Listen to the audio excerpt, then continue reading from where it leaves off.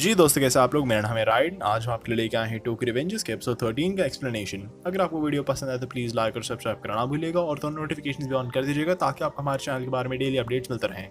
इसी के साथ साथ प्लीज़ हमारे चैनल के बाकी वीडियो चेकआउट करिएगा और टोक्यो रिवेंजर्स की इससे पहले के एक्सप्लेनेशन चेकआउट कर लीजिएगा ताकि आपको स्टोरी पूरी समझ आ जाए। इसी के साथ साथ हमने एक नया चैनल खोला है एनिमे टॉपिक्स 2.0 के नाम से। वहाँ पे हम लोग मेनली मांगा रिलेटेड कंटेंट डालेंगे, तो अगर आपको इसमें इंटरेस्ट है तो प्लीज़ उस चैनल को चेकआउट करिएगा। और तो और हमारा ऑफिशियल इंस्टाग्राम अकाउंट अब लाइव है, तो प्लीज़ हमें इसमें फॉलो करिएगा। और अब चलते हैं वीडियो पे।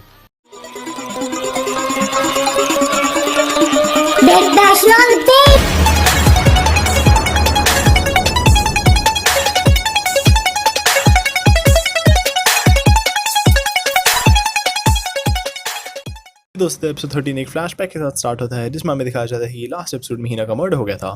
फ्लैशबैक के एंड पे हमें दिखाया जाता है कि टाकीमिची हीना के अंतिम संस्कार में आया है और यहाँ पे और भी बहुत से लोग इकट्ठा हुए हैं। यहाँ पे हमें दिखाया जाता है कि सब लोग एक एक करके हीना को अपना सम्मान देने जा रहे हैं और जब टाकीमिची की बारी आती है वो वहाँ पे बस जाके खड़ा हो जाता है। थोड़ी देर में एक आदमी आके टाकीमिची को बोलता है कि वो समझता है कि टाकीमिची कैसा फील कर रहा है, लेकिन बाकी लोगों को भी अपना सम्मान देना है। ये सुनने के बावजूद भी टाकीमिची वहाँ से हिलता नहीं है। टाकीमिची को देख के नाओटो फूट फूट के रोने लग जाता है और फिर टाकीमिची जाके नाओटो को संभालने की कोशिश करता है, लेकिन नाओटो उसका कॉलर पकड़ के पूछता है कि उसके साथ ऐसा क्यों हुआ।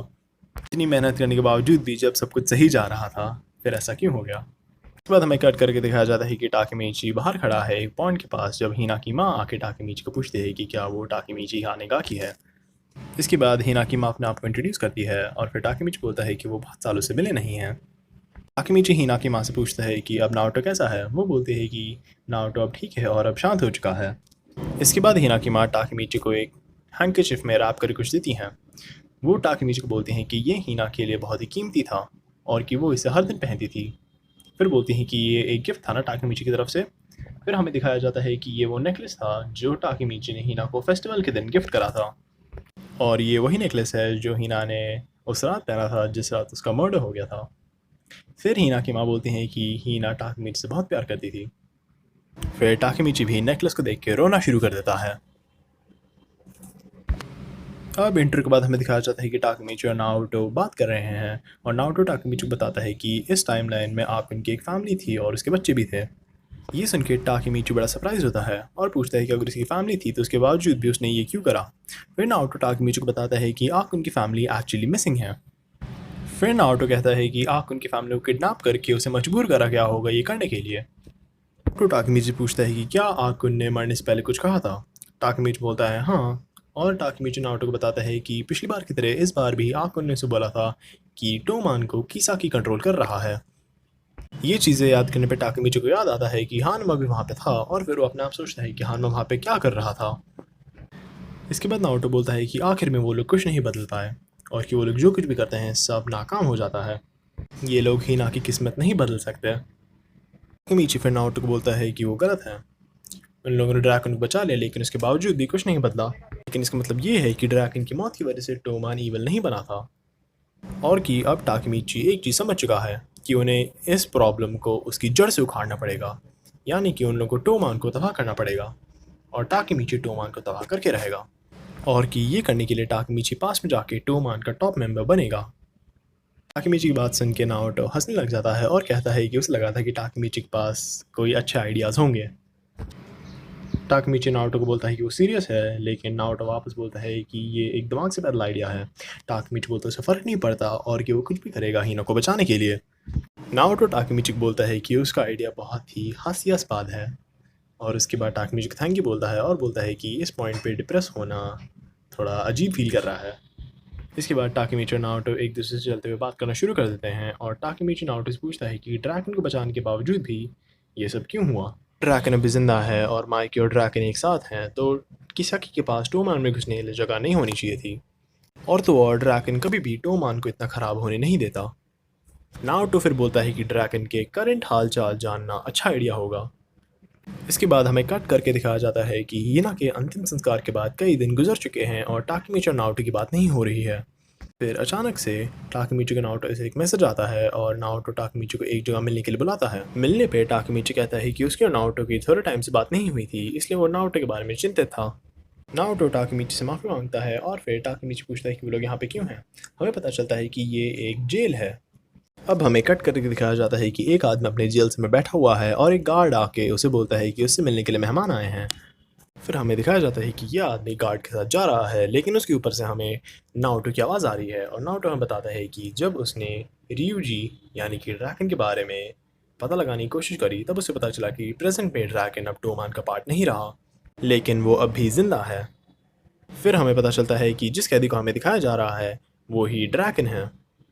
नाओटो हमें बताता है कि ड्रैकन को नहीं इसलिए नहीं ढूंढ पा रहा था क्योंकि ड्रैकन को मौत की सज़ा मिली थी और वो अभी जेल में था। ड्रैकन आराम से आके बैठ जाता है और टाकीमीची ड्रैकन से पूछता है कि ड्रैकन ने किसी की जान क्यों ली और ये टोमान का क्या हुआ। ड्रैकन फिर टाकीमीची को बोलता है कि उसने जो करा है उसे उसके लिए बुरा नहीं लगता और कि वो जहाँ पर है उसे वहीं पे होना चाहिए और कि ड्रैकन की गलती है कि टोमान अभी जैसा है वैसा बन गया कि ड्रैकन उसे नहीं रोक पाया। ड्रैकन आगे कहता है कि जब वो लोग छोटे थे तब टोमान कितनी मज़ेदार थी। वो लोग बस घूमते थे फिरते थे और अपनी गैंग को बढ़ाने की कोशिश करते थे।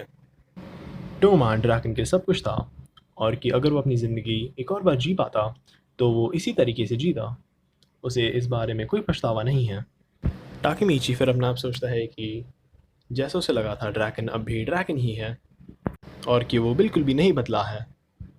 फिर ड्रैकन कहता है कि अगर अगर वो अपनी ज़िंदगी एक और बार जी पाता तो बस एक चीज़ अलग करता। फिर ड्रैकन के चेहरे पे बहुत तेज़ गुस्सा दिखाई देता है और ड्रैकन बोलता है कि वो किसाकी को मार डालता।